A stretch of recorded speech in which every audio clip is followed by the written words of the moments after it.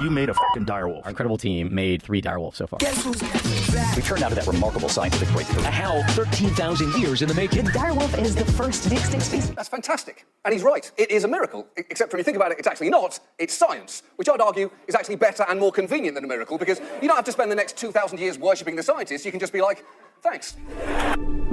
Everyone likes to talk about the climate crisis, but we are actually in a biodiversity crisis, and that's absolutely critical to our way of life. So if all of these species go extinct, then we'll have full ecosystem collapse. Science and innovation alike have played fickle with the concept of can we versus should we. As technology becomes ever more powerful, the ability to play God and create entire organisms have finally come across humanity's doorstep. As the leading apex predator on Earth for the past 2 million approximate years, ever since our distant ancestors figured out cooked meat is insane, we've dominated the food chain and continuously injected our curiosity into this bio-network ever since. With overfishing of the oceans and hunting of our forests and plains, biological encroachment appears to be a habit we just can't seem to kick. With many governments in the recent past having even put bounties on animals such as the thylacine or red and gray wolves due to their quote-unquote encroachment onto human property and livestock. In the case of the thylacine, until they were ultimately pushed to extinction. Which is why today none of us can go and peep a Tasmanian tiger in any zoo or safari across the globe. Beware of the Tasmanian devil, a vicious, ravenous brute with powerful jaws like a steel trap. Eats aardvarks, ants, bears, boars, cats, bats, dogs, hogs, elephants, antelopes, pheasants, ferrets, giraffes, gazelles. From Burmese pythons taking over the Everglades, among other areas in South Florida, to lionfish released by hobbyists back into the ocean, overtaking the Caribbean. With no natural predators in the area or resistance from prey, they have ravaged the confined ecosystems. With humans being historically the biggest culprit for invading other organisms' territories, society is now well aware of the implications of invasive species on foreign biomes. Pythons were introduced initially to Florida through pet trade, but as these behemoths can grow up to 20 feet long, weigh up to 215 pounds, and can even swallow white-tailed deers and alligators, clearly, they weren't meant to be domesticated. And what you'll see, these tight constrictions. And she's squeezing tighter and tighter, and that is putting extreme pressure on the animal's chest and upper body. The last thing she wants is to grab an animal, start swallowing it, it can scratch her, it can bite her to over 50 inches to get around the chest of that pig. It's taken Rachel hours to get to this point, where all that's left is one little morsel that she doesn't even want. The only part of that pig that won't get digested are the navel, the hooves, and the hair. Well, for our Floridian brothers and sisters, I guess a python the length of a school bus is just a garden snake. When hurricanes are your pool parties and your next door neighbor walks his crocodile on a leash every morning, yeah, that sounds about right. With a bite 3 times more powerful than a lion, it's better to retreat than risk injury. Today, Burmese pythons have wiped out countless mammal and bird species across the Everglades, to where federal bounties were even placed to protect local systems. It's important that you take the time to enjoy the moment. Spend some time with a serpent before snatching it up and pulling it out of the glades. Turning the predator into prey. Are you willing to take on Florida's toughest challenge? The Florida Python Challenge each August even boasts a grand prize of $10,000. It doesn't sound like money, but for the next 9 days, it is. For the person who can catch the most amount of pythons. Well, call me Crocodile Dundee and let's get to the snake catching. Even though he was from Australia. Yeah, close enough. Now, lionfish found primarily in tropical waters of the South Pacific and Indian Oceans have now conquered the Caribbeans. When natural competition in their habitat evolved to handle their poisonous barbs, the new counterparts aren't programmed to handle such adaptations. Now, I don't know if you're privy, but female lionfish can lay up to 2 million eggs per year. And with literally 0 predators in the area able to consume them, they have multiplied faster than rabbits after Easter. Now? Yep, go for it. Go on. Like that? Brilliant. Oh, it's like in the movie. Disintegrating local coral reefs more than they already have from pollution and overfishing. Pop culture and modern media have also added to this fervor, with household staples and franchises like Jurassic Park and Game of Thrones, teasing us with realistic representations of prehistoric beasts. Whether it be ghosts, the life-sized direwolf accompanying our beloved hero Jon Snow, or the raptors and other dinosaurs genetically engineered by InGen.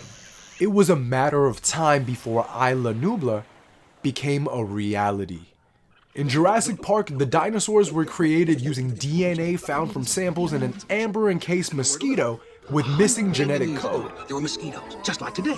And just like today, they fed on the blood of animals, even dinosaurs. Sometimes, after biting a dinosaur, the mosquito would land on the branch of a tree and get stuck in the sap. After a long time, the tree sap would get hard and become fossilized, just like a dinosaur bone, preserving the mosquito inside. Using sophisticated techniques, they extract the preserved blood from the mosquito and, bingo, dino DNA. And these were subsequently filled in with modern bird and amphibian DNA. We use the complete DNA of a frog to fill in the holes and complete the code. And now, we can make a baby dinosaur. Though not as daunting as the velociraptors from the franchise, now coined De-Extinction, this exact cinematic concept has finally been replicated in real life with the help of our ever-evolving AI models. Colossal is the world's first de-extinction company, and we combine de-extinction with species preservation, and our goal is to make extinction a thing of the past.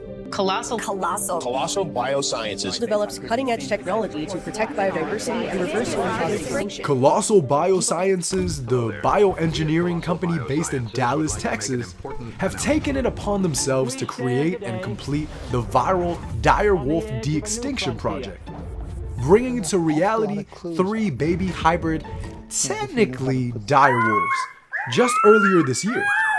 Born in hopes to revitalize a key niche in our North American ecosystems, once taken up by red and gray wolves just a few decades ago. However, with the last dated direwolf to have gone extinct approximately 10,000 years ago, according to archaeological findings in the Americas, is there even a seat left at the table? What do you mean? Or have the deer or other organisms living in our forests gotten accustomed to an abundant environment without the inclusion of our gigantic canine ancestors? Romulus, Remus, and of course Khaleesi. With the average direwolf taking around 10 years to reach full maturity, I'd say we have about 20 to 30 years before we find out what effects this reformed invasive species has on the ecosystem at large.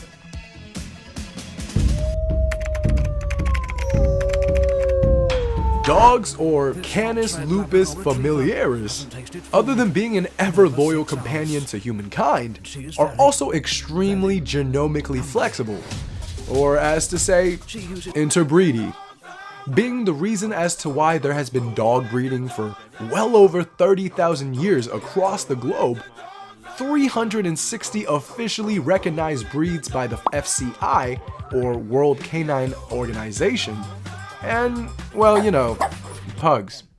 The asthmatic cousin everyone weirdly loves, so ugly that they're cute, but just don't bring any wet snacks or look them in the eyes too long. Unlike many other species of animals, canines are one of the few who are able to interbreed amongst each other, meaning a house cat can theoretically create an offspring with a mountain lion, given the right conditions. And also why Colossal Biosciences has been able to introduce the genetic material of a 6-foot, 200-pound direwolf zygote into the wombs of common domestic dogs.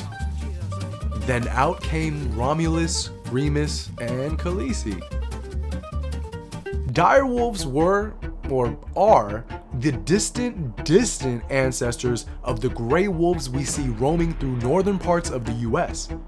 With a much larger and more robust frame, allowing them a stronger bite force and larger teeth for crushing bones, they dominated North America throughout the Ice Age as a primary apex predator. With a bite force estimated to be 30% stronger than that of modern gray wolves, taking out megafauna like mammoths and prehistoric horses were a breeze. Their powerful jaws and teeth adapted to a different ecological niche than gray wolves and allowed them to extract marrow from the bones of prey during digestion. with their extinction only occurring around 10,000 years ago due to a lack of food supply as environments worsened during the last ice age, or also known as the Pleistocene ice age. 2.5 million years ago, life on planet Earth faced the dawn of a new era. Direwolves split off from modern canines well over 5.5 million years ago, making the coyote far more genetically similar to our canine friends at home than the direwolf. As coyotes and modern gray wolves both also diverged around 5 million years ago from the direwolf, there technically hasn't been anything like it on the planet for, well, over 10,000 years. Making its de-extinction somewhat of a problem, as the local population for where these new direwolf hybrids will be introduced into are not ready for a sudden introduction of a new apex predator. Who's to say a similar effect doesn't occur from these direwolves as they had from Burmese pythons and lionfish invading their subsequent new habitats? You could argue, since these animals have been in this area in the past, their niche will just magically form back. Yeah, hate to break it to you, that's not how it works. In areas around the Great Lakes, predators and prey alike for thousands of years now have been accustomed to their own arrangement. Regardless of pretense, the direwolf introduction by Colossal may just end up facing invasive conclusions. You might be asking, if we can do this with direwolves, why can't we just go ahead and recreate raptors or all the other dinosaurs and actually have Jurassic Park? Think about the profits! Similar to many other aspects of real life, it never really quite works as conveniently as Hollywood imagines it. The science is somewhat tricky, and as with the direwolf, for a few decades now, there have been countless bones and artifacts dug up from the La Brea tar pits located just outside of Los Angeles, California. Specifically, from the ice ages over the past 50,000 years or so. The tar pits are technically naturally occurring asphalt You're looking at a giant seepages. sloth pelvis being chipped out of the La Brea tar pits. It's been hiding here in Los Angeles, perfectly preserved for anywhere from 25 to 45,000 years. From the ground, which have trapped and preserved millions of fossils of animals, plants, and insects from the later ice ages, making it a treasure trove for paleontologists, not to mention a popular attraction for visitors. Though for bioengineers enthralled by Spielberg and Crichton's vision, that hope was a bit murkier. The issue with La Brea are the asphalt seepages themselves, a double-edged sword able to preserve bones just enough for archaeologists to recreate skeletons, but due to acidification from the asphalt over time, no DNA is able to be extracted from any of the thousands of direwolf skulls found in the pits. Until 2019, when a team of colossal scientists, including none other than our favorite, now lead scientist, Ben Shapiro. It's a familiar scene, isn't it? Friend, coworker, cousin home from college uses your dinner party to serve up a word salad of mantras. Don't suffer. Join me every week. Is 2025 even I will real? arm you with the facts to counter Led by these BS, so they were able to sequence a single 17,000-year-old direwolf tooth found in the pits from a skull at least 40,000 years old, providing Colossal, at that point, with 0.15x of the complete direwolf genome sequence. Though that alone was not enough. With current technology, you would need at least 10x or 10 copies of an extinct genome to be able to recreate the entirety of that organism. This covers for any missing strands that may occur, since they're extracting from multiple individual skulls. The direwolf was reborn. Our team lucked out on the acidification side as well, as they had struck gold with a cheeky riverbed just outside of La Brea, containing rigid sediments shielding the bone from the asphalt and acidification faced at other areas in the tar pits. The solvent dissolves the asphalt and leaves behind treasures. But then Ben Lamb, entrepreneur and co-founder of Colossal Biosciences, said, "How am I gonna get that 15% to 10 times the genome?" So he got to digging. And as it turns out, there's a bone in the back of all mammal skulls called the petrous bone, also known as the petrosal bone. Located within the temporal lobe of the skull, or on the side of your head near the ear, the petrous houses and protects the structures of our inner ear. Not only does it assist in hearing and balance, but the petrosal bone is also insanely dense and changes very little from birth, making it a great DNA storage facility, better than teeth or any other bone in your body, as a matter of fact. Once Lamb was made aware of this little detail, him and his team scoured the globe for any museums that had in their possession a direwolf skull with his petrous intact. They finally got permission from the Idaho Museum of Natural History in Pocatello, who harbors an intact direwolf skull in its exhibit. They wasted no time to drill into its petrous bone to extract whatever they could for their genome sequence. Ben Lamb and others at Colossal got extremely lucky and managed to get around 13x to 14x the genome sequence. Now we have direwolves. Again. So what now? We will continue what we do best. Restore the past for a better future tomorrow.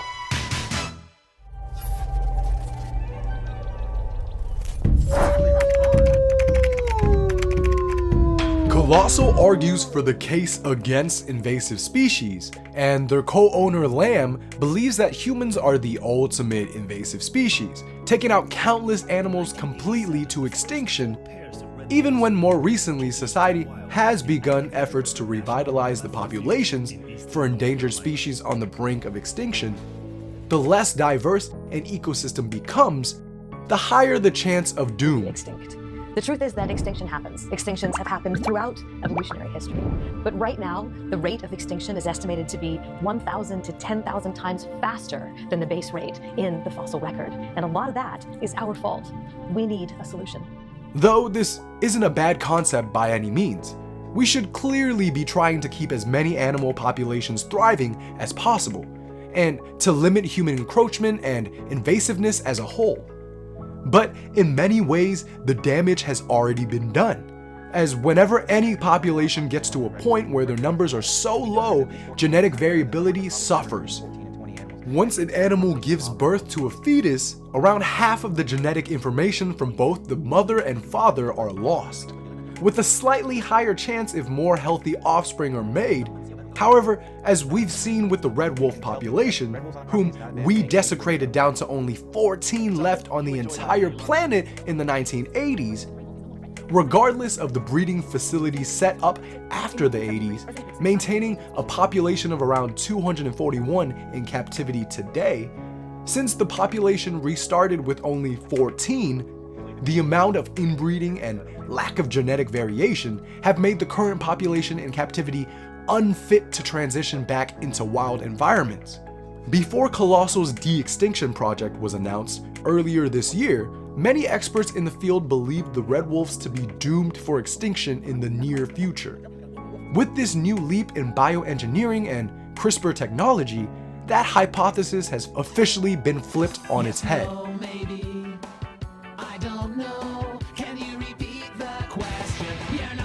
As at the very least, this new tech can allow new alleles to be surgically introduced to this dying red wolf population to combat the effects of inbreeding in extreme proportions. However, the same argument makes less sense for the case of direwolves, if not looking solely from a financial lens, as the red wolf problem is far less complicated than that of the direwolf, which in some ways have far less impact on the ecosystem at large as well, leading to some critics of the project placing the direwolf de-extinction into the category of a money grab.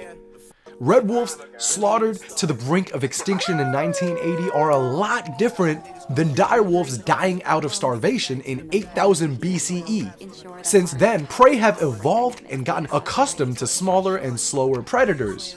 Direwolves being added in feels like a hacker hopping into a battle royale lobby. Is there even a chance for the other animals? with much larger appetites than gray or red wolves, after they take out the deer population, they'll be going after the rodents and smaller animals next, leaving the larger birds to run out of resources and meeting a similar fate as their dire ancestors. Outside of just the fear of over-depredation, these aren't even technically dire wolves, as they possess the genomic material of gray wolves, coyotes, and domestic dogs. DNA and genes are complicated, and even the slightest alteration can lead to drastic conclusions. Being a hybrid, there's no telling what the behavioral, social, or even breeding outcomes could be, and they could very well desecrate entire ecosystems from merely existing. How will they hunt?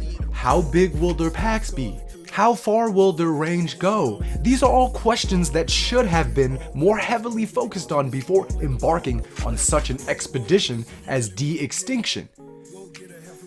Now, I do understand the marketing aspects of this predicament, as the way red wolves and dire wolves roll off the tongue gives very different impressions.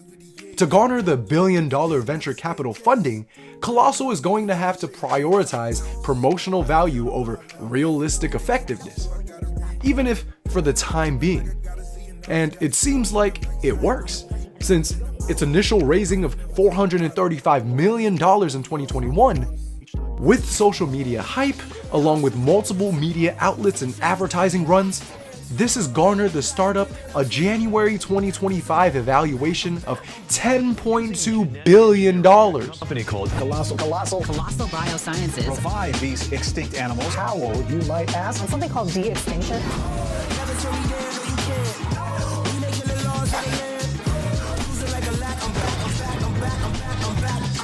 Have you ever seen Game of Thrones? Of course. The realistic biological benefits of CRISPR technology, such as the ones developed by Colossal, are adamant. Even if the company is still currently more focused on more monetarily effective projects, there are countless animal populations on the brink of collapse across the globe who are in desperate need for a solution such as this. Where previous attempts of captive breeding facilities to revitalize populations have failed, the introduction of new lost alleles, either through cloning or DNA splicing, can solve generations and generations of inbreeding, which has led to minimal genetic variability and overall unhealthy animals. These new technologies could help us see rejuvenated populations for endangered species very recently predestined for extinction. Species like the red wolf, Bengal tigers, African elephants, and even giant pandas and polar bears. Though, even with those cases, the rippling effect of suddenly bringing back a population of animal into an environment is purely erratic. So there's no telling if current species are even ready for a back-to-school-esque event to occur. And even when historic alleles are placed back into modern populations, you guys play football? The dire wolf. The dire wolf is the first species that we're bringing back at Colossal. They could very well mutate into something else by the time the population matures anyways. Nature, like anything else in life, is fickle. But no matter what the decision or outcome may be, one thing is for sure. We must do all that we can to ensure the healthy survival of our planet and the creatures living within it. You actually have dire wolves? Everything that we make that has an application to conservation, anyone in the world can use to help save animals. They are so adorable. Not to sound like a National Geographic special, but the diverse number of organisms living on Earth make it the rarest attraction in the entire galaxy, or even universe. I like that. Those dire wolves are beautiful. So many questions. Explain how you did that. Ancient DNA from dire wolf fossil. The magic comes from multiplex precise editing. This is a monumental genetic first for the world and for America. One's bigger than a chicken. And we also have